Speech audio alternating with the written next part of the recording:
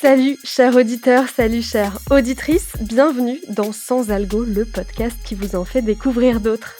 Je suis Mathilde Mélin, je suis journaliste pour Slate.fr et malgré mon nez bouché en plein été, je me suis dit que pendant les vacances d'été, j'allais inviter mes auteurs et autrices de podcasts préférés à ce micro, en binôme, pour qu'ils et elles m'expliquent un peu comment ils et elles travaillent et qu'on démêle ensemble ce qui fait la recette d'un bon podcast. Dans cet épisode hors série de Sans Algo, on va parler d'une catégorie de podcasts que j'affectionne particulièrement, les fictions. Et pour en parler avec moi, deux invités, Sarah Treille Stéphanie, bonjour. Bonjour Mathilde. Et François Perrache, bonjour. Bonjour. Sarah Treille Stéphanie, vous êtes comédienne, autrice et réalisatrice de Frouch, qui a commencé en tant que podcast indépendant avant d'être produit par Paradiso et diffusé en exclusivité sur Spotify. Comment vous expliqueriez Frouch à quelqu'un qui n'en a jamais entendu parler ? Alors, j'ai toujours beaucoup de mal à le pitcher. Parce que j'ai envie de tout dire, alors qu'il faut aller tout droit. En gros, ce que je dis, c'est que c'est l'histoire d'une comédienne. Et en fait, elle a décidé de faire une sorte de documentaire sur elle. Et sa vie est tellement lourde à porter, parce qu'elle est tellement timide que ça génère de la gêne, que du coup, elle décide de se microter, de se mettre un micro sur elle ou dans son sac. Et elle enregistre tout, de ses rendez-vous professionnels à ses rendez-vous amoureux. Et à chaque fois, ça foire. Et en fait... J'en dis trop, là. Vous voyez, j'en dis trop, déjà. Non, mais ce qui est important quand même, c'est que cette Sarah, elle s'appelle Sarah, comme oui, vous. Tout à fait. Treille Stéphanie, comme Exactement. vous. Elle est très inspirée de vous et surtout, vous l'incarnez. Oui, tout à fait. Ouais, c'est ça. Donc, il y a un peu d'autofiction aussi. Ah bah, il y a complètement de l'autofiction, bien sûr. Mais on va dire que c'est, à 40%. Allez, on va écouter un petit extrait avant de commencer cette conversation. Bonjour, vous êtes Stéphanie ? C'est Sarah. Stéphanie, c'est mon nom. Ravi, allez-y, c'est sur votre gauche. Super. Voilà, installez-vous, je vous en prie.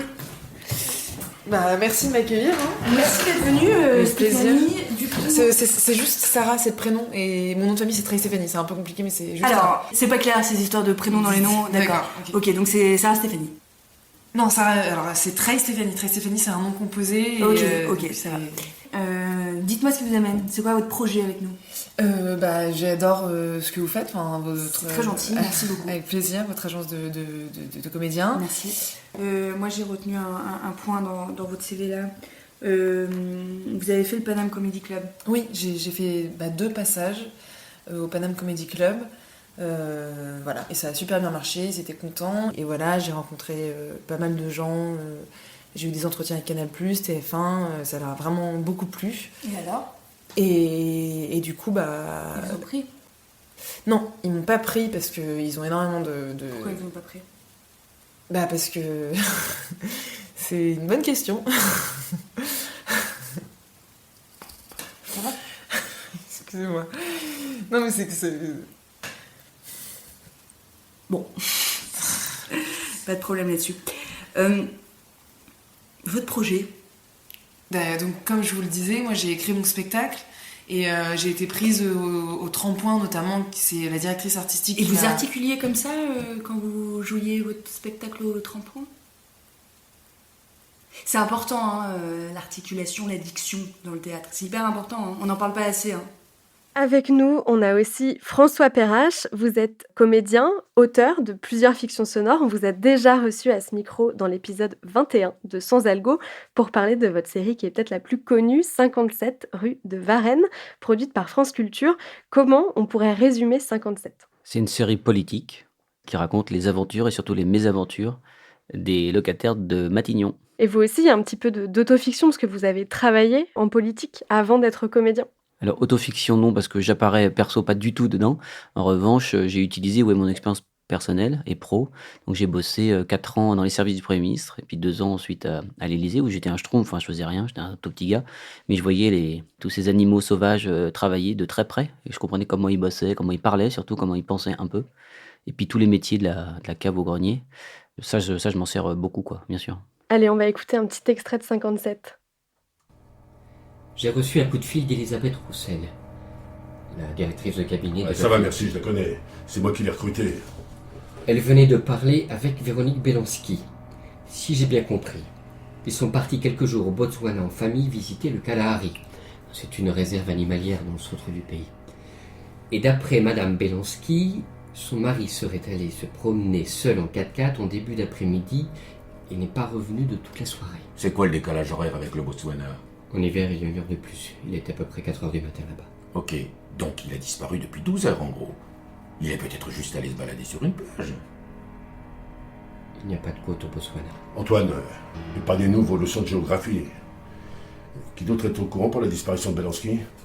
Pour l'instant, sa femme, évidemment, ses enfants et les services de sécurité locaux, qui auraient promis d'être discrets. Mais il y a aussi l'officier de permanence qui était avec moi à Matignon. Il a immédiatement prévenu tout le cabinet militaire. Merde! C'est la procédure. Et pourquoi c'est pas le cabinet militaire qui m'a réveillé alors? Ça doit aussi faire partie de la procédure, j'imagine. Oublions le cabinet militaire, je m'en occupe tout à l'heure.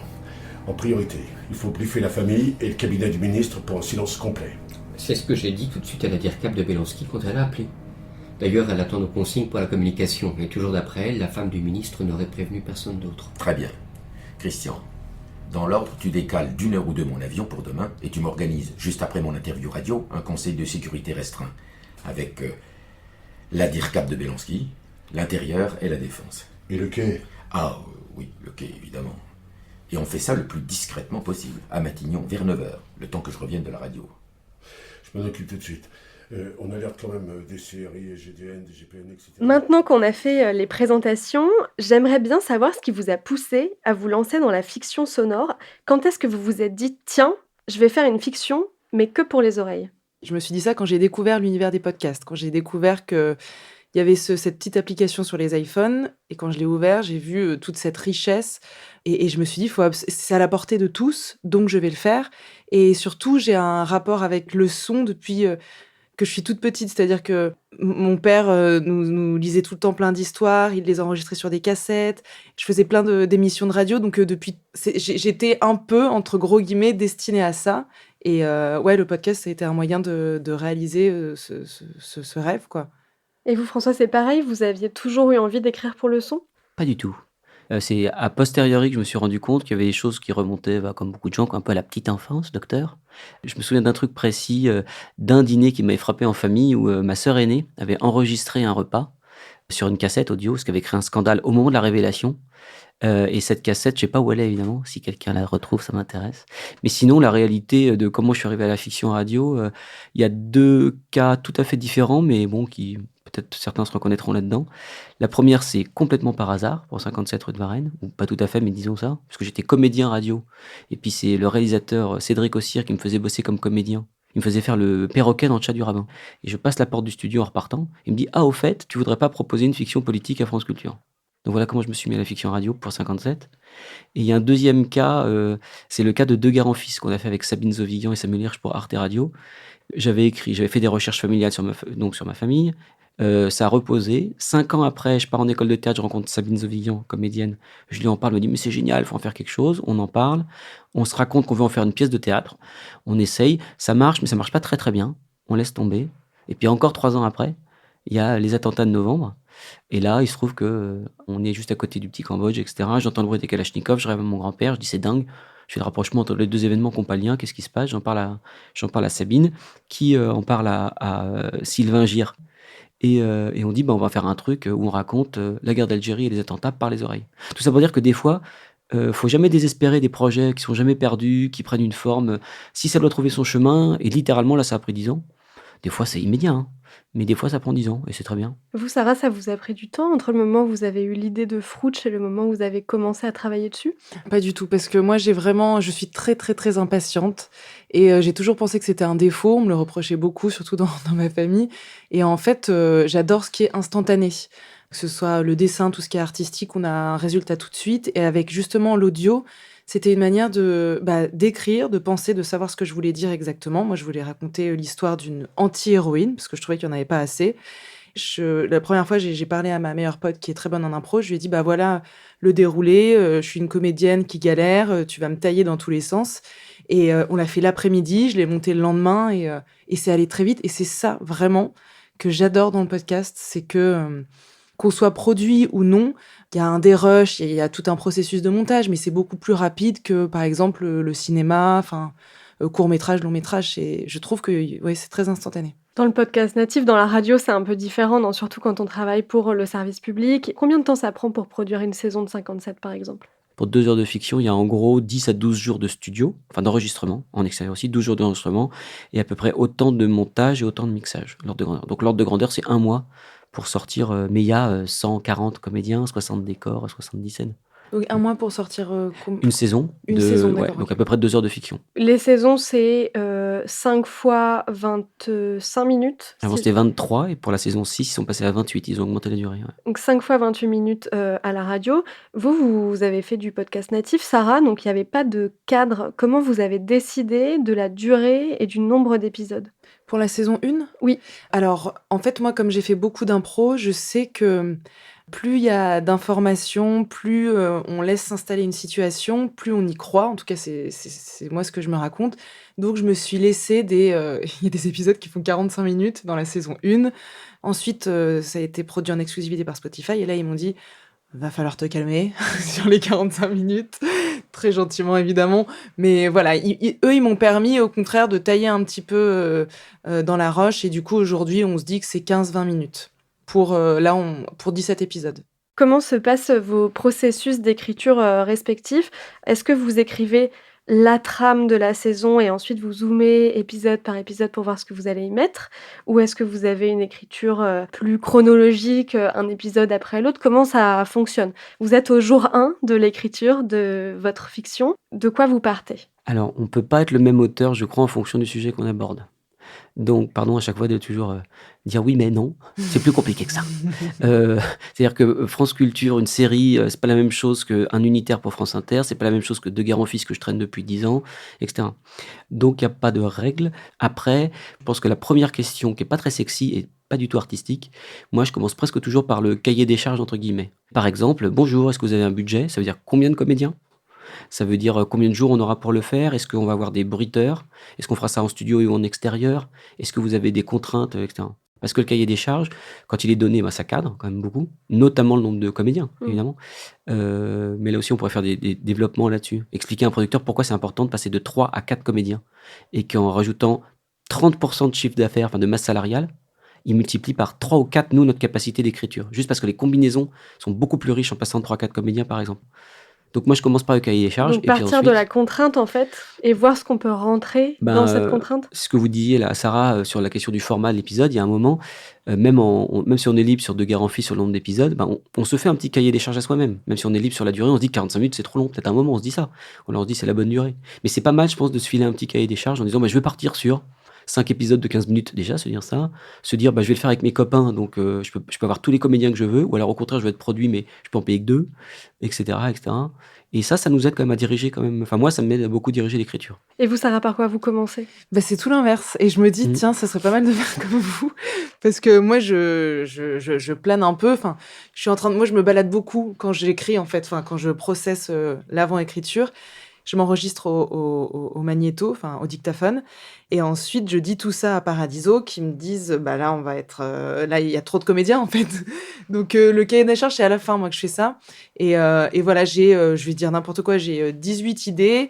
Ensuite, je les couche sur le papier et ensuite, j'essaie de faire des liens entre chaque idée pour que ça rentre. Mais il n'y a pas une séance d'écriture, l'épisode 1, il se passe ça, ensuite le 2, etc. C'est vraiment, j'essaie de rassembler tout ce qui me fait vibrer, toutes les thématiques qui me touchent surtout, et voilà, et tout ce qui arrive aux personnages principaux. Est-ce que vous écrivez tout? Sarah, je crois qu'il y a beaucoup d'improvisation dans Frouch. Oui, énormément. Du coup, à quoi ça ressemble un script de Frouch? Quand on arrive sur le tournage, qu'est-ce qu'il y a écrit sur la feuille? Il y a écrit, en gros, déroulé, épisode 8, et tout est ultra détaillé, en fait, parce que ça peut faire peur aux comédiens et aux comédiennes, déjà. L'impro, on ne sait jamais où on met les pieds, et puis ce genre de concept, c'est encore rare. Et du coup, ça va être... je prends toujours le personnage de Marc, mais parce que c'est celui qui est le plus emblématique, il me Marc, semble. qui est donc le petit ami toxique, selon de moi. Sarah. Oui, Oui, tout à fait je confirme. toxique, qui est fan de soupe de poisson et de la comédie française. Voilà. Exactement. Et donc, voilà, Sarah arrive, il s'est passé... Donc, on fait un mémo de ce qui s'est passé avant, voilà ce qui s'est passé pour Sarah, etc. Marc arrive, il est très enjoué, je dis n'importe quoi, il est très enjoué de la revoir, il s'assied, il l'embrasse. Chaque geste est décrit, et ensuite, voilà, il va faire une déclaration à Sarah. Il y a quelques punchlines qui sont écrites, mais sinon, on leur fait entièrement confiance. Et pour moi, c'est pour ça aussi qu'il me semble que ça marche. C'est-à-dire que on ne sait pas si c'est vrai ou si c'est de la fiction. C'est parce que les comédiens qu'on emploie, on leur fait confiance à 100% et on veut de leur sève, on veut de qui ils sont vraiment dans la vraie vie. Et donc ça veut dire que vous faites tout en une seule prise? En fait, avant, je faisais plusieurs prises et pour le montage, c'est l'horreur parce qu'on a des pépites, par exemple, si on fait 4 prises, on a des pépites dans chacune des prises. Donc c'est un casse-tête, mais pas possible. Donc on fait qu'une seule prise, on s'arrête, on dit bah là, il serait bien que tu refasses ce moment, tu pourrais dire. Il y a beaucoup de direction d'acteurs, énormément, mais on fait une seule prise. Ouais. Et vous, François, tout est écrit quand on arrive sur le tournage? Pour les raisons que j'ai dites tout à l'heure, un peu industrielles de fabrication, on n'a juste pas le temps de faire ça. On n'a pas le temps. Donc un plan de travail de 57 rue de Varennes, donc c'est des comédiens qui sont là 2 heures. Il y en a une qui vient du théâtre qui repart en tournée, lui qui revient littéralement des États-Unis qui repart dans Bien sûr. 2 heures, machin. Donc on fait des enregistrements en cross-board, c'est-à-dire qu'on enregistre toutes les scènes un bout de scène d'épisode 1, de l'épisode 3, en fonction de quels personnages sont dans le décor. Est-ce que parfois ils n'ont pas la personne qui doit leur donner la réplique Si, dans cette tout le scène temps. en phase 2? Tout le temps. C'est-à-dire que là, on fait jamais de scène, ou alors c'est rarissime, c'est vraiment en pastille, quoi, pour se débrouiller. Non, là, on se débrouille. Mais d'où la difficulté des plans de travail, quoi. Pour que les gens soient là quand ils peuvent, pas les garder. Puis parfois, enfin, il se passe des trucs, le comédien est pas là. D'autant que, quand c'est des séries, les castings sont imposés par la récurrence des personnages. Donc, si je fais revenir Mercadal en saison 3, il faut que ce soit Louis-Do de Langzin et personne d'autre qui revienne. Ouais. Donc, les plans de travail, c'est vraiment épouvantable. Et tout ça pour dire que, concrètement, même quand on a les moyens tranquilles de France Culture, on peut faire 3-4 prises de comédiens qui se connaissent pas toujours, qui n'ont pas forcément eu le temps de tout lire. On a fait quasiment aucune répétition ou à peine, etc. Donc, faut que ça aille très vite. Donc, c'est-à-dire que ça doit être d'excellents comédiens, évidemment, mais il faut que le texte aussi, il faut qu'ils sachent tout de suite ce qu'ils ont à jouer. Après, comment ils le jouent, c'est leur art, avec le réalisateur, la réalisatrice, mais qu'est-ce qu'ils ont à jouer, il ne faut pas qu'ils se demandent, et il ne faut pas qu'il y ait de coquilles dans le texte, il ne faut pas qu'on ait à discuter un mot, la ponctuation, etc. Donc, c'est pas du tout le même job que pour Sarah. Et donc les comédiens jouent avec le scénario sous les yeux. C'est de la lecture, la fiction, en tout cas. Mais je pense que c'est ça qui fait qu'il y a plein de gens qui n'accrochent pas à la Bien sûr. fiction sonore, c'est parce qu'il y a ce sentiment d'un texte lu, quoi. Mais ça l'est, c'est un texte lu. Et comment on fait pour que ce soit vraisemblable? Parce que c'est ce qui tient vos 2 fictions et la raison pour laquelle j'aime votre travail à tous les 2. C'est que vous faites de la fiction, c'est assumé comme de la fiction, mais tout est vraisemblable. On n'a pas l'impression d'avoir 2 gars devant un micro en train de lire une feuille. Comment on fait ça? Pour 57, je peux en parler, mais il y a plein de facteurs et ça pourrait nous amener loin. Mais il y a plein de choses en fait. Mais moi, la première chose, c'est souvent, j'aime bien assumer le fait, notamment pour Radio France, que de toute façon, ça va être lu. C'est un fait. Ça va être de la lecture. Donc, ça veut dire que moi, je mets un tout petit peu d'artificialité dans ma langue. C'est-à-dire que ce qui nous plombe souvent en fiction, c'est qu'on vend aux gens que ça va être comme la vérité, sauf comme pour Fruch, et encore c'est quand même du boulot, on voit bien, mais on n'obtient pas cette qualité de vérité. Donc moi je préfère dire, détendez-nous les gars, tout est faux. Donc cherchez pas la véracité du jeu, c'est pas là que ça se joue. Les tout premiers mots de 57 rue de Varennes, c'est « Il était une fois au royaume des Blancs », par une voix de narrateur africain. Donc c'est vraiment tous les codes du conte et de la mise à distance. Donc déjà on désamorce ça, et puis ensuite il y a la qualité de direction, il y a la qualité de prise du son, il y a l'immense qualité des interprètes qui sont quand même tous déments. Il y en a qui sont de la comédie française, mais je veux dire c'est comme des gens qui savent travailler, c'est d'excellents lecteurs souvent, des gens qui ont l'habitude de la lecture, etc. Des gens qui sont en jeu tout de suite. Et puis dans l'écriture, on se débrouille pour donner matière à jeu, quoi. En gros, c'est l'idée. Donc des fois, ça arrive à jouer un petit peu, souvent, ouais, parce qu'ils sont très doués. Et vous, Sarah, c'est grâce à l'impro que c'est vraisemblable? Ah oui, C'est complètement. parce que les comédiens choisissent leurs mots, en fait. Oui, c'est ça exactement. Et pour moi, du coup, ils sont plus libres. Et quand moi, parce que j'ai énormément de plaisir à jouer du coup dans Fruch, parce que j'adore l'impro et du coup, les scènes qu'on vit, j'ai l'impression qu'elles sont vraies. Par exemple, j'aime toujours cet exemple, mais dans la saison 2, Sarah se réveille aux côtés de Jérôme Niel. Donc ils ont eu une aventure d'un soir et on l'a tournée chez moi. On s'était jamais vu avec Jérôme Niel et donc on a fait ce petit matin où on sort du lit en une prise. Donc on est à peine de se connaître et tout. Et donc lui, il prépare le déjeuner dans ma cuisine et puis il revient et on est censé faire ce petit matin un petit peu gênant, mais où finalement il se passe quelque chose. Et donc on a passé, je sais pas, 3 heures à à faire cette prise avec Jérôme. Et quand il est parti, je me suis dit, waouh, il se passe un truc. Mais en fait, mais parce que c'était tellement vraisemblable. Et en fait, c'est pour montrer à quel point on joue vrai, quoi, dans l'improvisation. Et c'est ça qui fait que les choses, il me semble, paraissent vraies. C'est qu'il y a de vraies émotions. Il se passe des vrais moments de vie dans Frouch. Comment vous imaginez vos personnages pour le son? Est-ce que vous les imaginez avec une voix en particulier? Est-ce qu'au moment où vous les écrivez, vous vous dites: «Ah, j'aimerais bien avoir tel comédien ou telle comédienne pour l'incarner»? Qu'est-ce qui fait que quelqu'un va finir derrière un micro à incarner le rôle que vous avez écrit? Concrètement, je n'interviens pas du tout dans le casting. C'est la règle. Après, on peut me demander mon avis. Je peux suggérer des noms, des choses comme ça. Et puis il y a des cas très particuliers comme par exemple, le tout premier 57 qui était donc le rôle principal du Premier ministre et tenu par Hervé Pierre. J'étais vraiment, voilà, Le Saint-Hervé. meilleur d'entre nous, Voilà. vraiment. Hervé Pierre, c'est la plus belle voix du théâtre français et donc Mais de la il y en fiction a d'autres, mais sonore. c'est une très, très, très, très belle voix, ouais. Et puis il a, bref, plein de qualités. Mais quand j'avais écrit la saison 1, donc je savais pas que ce serait une saison 1, parce que je pensais pas qu'il y aurait de saison 2. Il y en a eu 6, mais quand j'avais écrit, je me souviens d'avoir écrit à Cédric, aussi, le réalisateur, en disant justement, comme c'était pas ma prérogative, j'ai dit, bah, ce serait sympa d'avoir Hervé Pierre en Premier ministre et Gérard Philippe en ministre de l'Intérieur, pour montrer que c'était une blague, quoi. Mais j'avais vraiment rêvé d'écrire pour Hervé, que j'avais entendu, que j'avais vu dans un film où il jouait un ministre, et il le jouait parfaitement bien, c'est-à-dire il jouait tout sauf le ministre, il avait tout compris, quoi. Et j'ai vraiment écrit en pensant à lui. Et puis Cédric a envoyé le texte à Hervé, et Hervé, apparemment, au bout de 2 jours, Cédric a dit Hervé le fait. Donc là, Donc c'était un choix. Mais puis d'autres, il y a eu la saison 5, c'est donc William Nadilam, qui est un acteur aussi auquel j'ai pensé tout de suite pour la saison 5. Et parce qu'il fallait un acteur anglophone, brillant. C'est le cas de William, etc. Il y a des échecs aussi. J'ai écrit toute la saison, non, c'était la 4 pour William. Toute la saison 5, je l'ai écrite pour Laure Calamy. Parce que Laure Ah, bien Calamy est venue sûr. faire une scène à la fin de la saison 4, une scène. Elle était présidente du Sénat par intérim et elle vient enregistrer une scène. Moi, je la connaissais pas à l'époque, Laure Calamy. Je la connaissais carrément pas. Et je l'ai écoutée comme ça. Et j'ai dit, ok, il faut que ce personnage-là, tu te démerdes. Elle se démerde pour être rôle principal la prochaine saison. Donc j'ai réécrit toute la saison, toute une saison avec toute une chronologie pour que Laure puisse devenir Premier ministre dans la saison d'après, ce que j'ai fait. Et 3 jours avant l'enregistrement, elle nous a annoncé qu'elle pouvait pas parce qu'elle faisait un truc qui s'appelait Antoinette dans les Cévennes, qui a pas trop mal marché, je crois. Donc elle a pas pu le faire.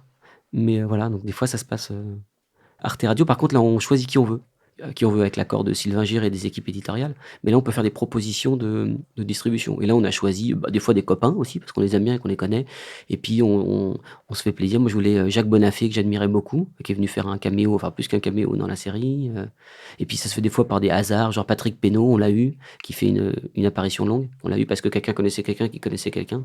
Ce serait super de l'avoir. Et si on lui demandait, il dit oui. Trop bien, génial. Mais tu connais, quoi. Dans tes séries aussi, c'est pareil, quoi, j'imagine. vous, ça, oui, la oui. saison 1, c'est pratiquement que vos copains et votre famille. Ouais, mais c'était parfait parce que comme je voulais absolument que ça donne une impression d'intime, voilà. Donc c'était parfait qu'il n'y ait pas de guest entre guillemets.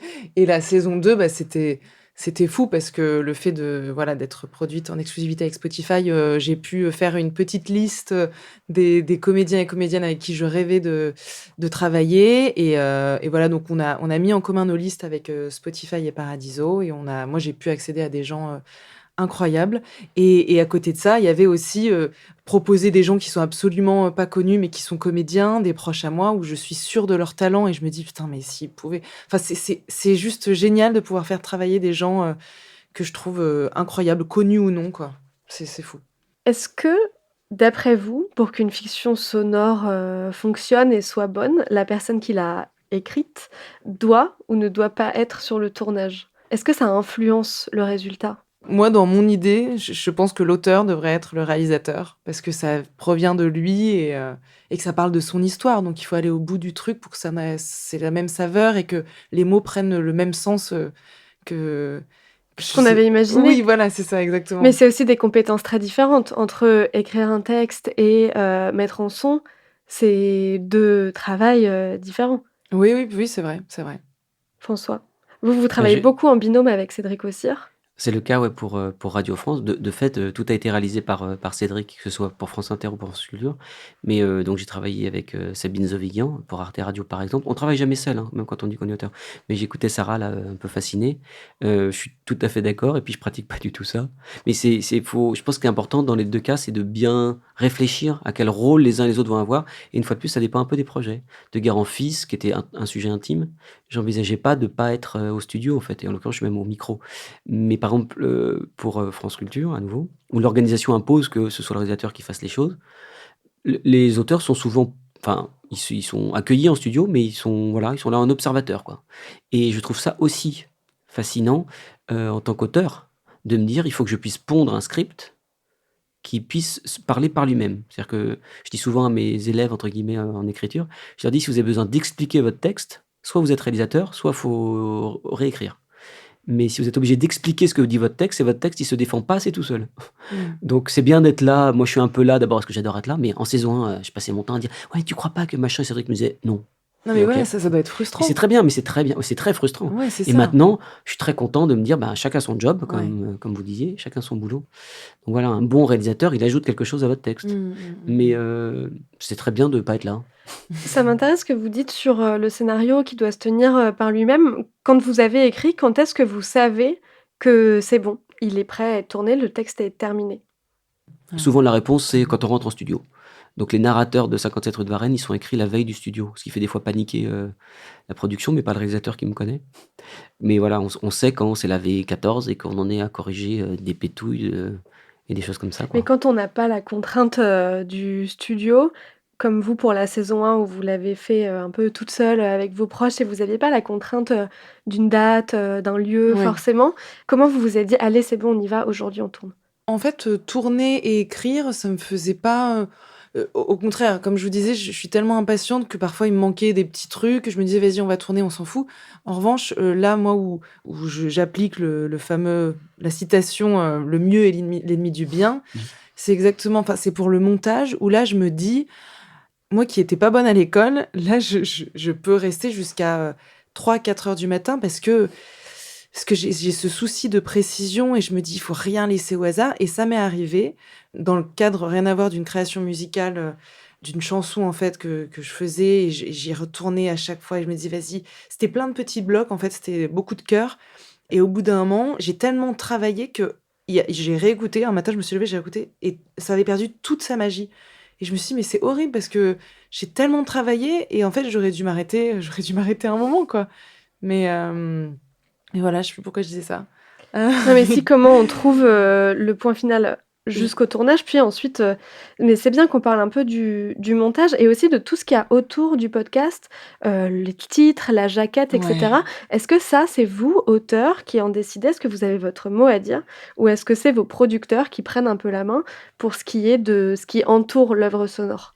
Alors moi, je sais qu'avec Paradiso, je fais tout pour, parce que Frouch, ça vient de moi, donc je ne laisse pas je veux tout le temps être décisionnaire sur, chaque décision et je pense que parfois ça les gonfle. Mais en fait, je veux toujours avoir, mon mot à dire, quoi, parce que j'allais dire ça sort de mes entrailles, quoi et parce que voilà, je veux tellement que ce soit parfait que je ne veux rien laisser au hasard et c'est une chance qui enfin, je pense, en même temps, je suis réalisatrice, donc je sais pas où ça s'arrête, mais c'est quand même une chance. Il me laisse beaucoup d'espace et il laisse, libre cours à mes idées, ma création artistique. Quand j'ai une idée, oui, ils font tout pour la mettre en œuvre, enfin voilà. Ça, c'est vraiment bien. Et vous, François? Les titres, par exemple, c'est vous qui les trouvez, les titres d'épisodes? Ouais, systématiquement. Mais là encore, j'écoutais Sarah.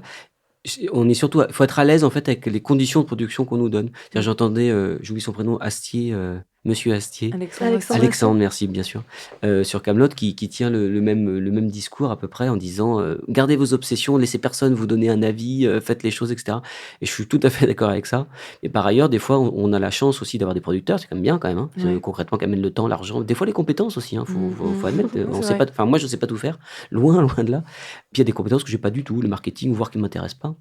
Donc, je trouve que si on est clair sur les choses, plutôt que de se battre dans un cadre, il faut comprendre quel est le cadre et dire bah, ça je le négocie, ça je le négocie pas, etc. Et donc concrètement, pour répondre à cette question, en l'occurrence toutes les fictions, quel que soit le prod, les titres c'est quand même toujours nous, et c'est normal qu'on se batte, je pense, parce que ça fait partie de l'identité et c'est l'éditorial à part entière.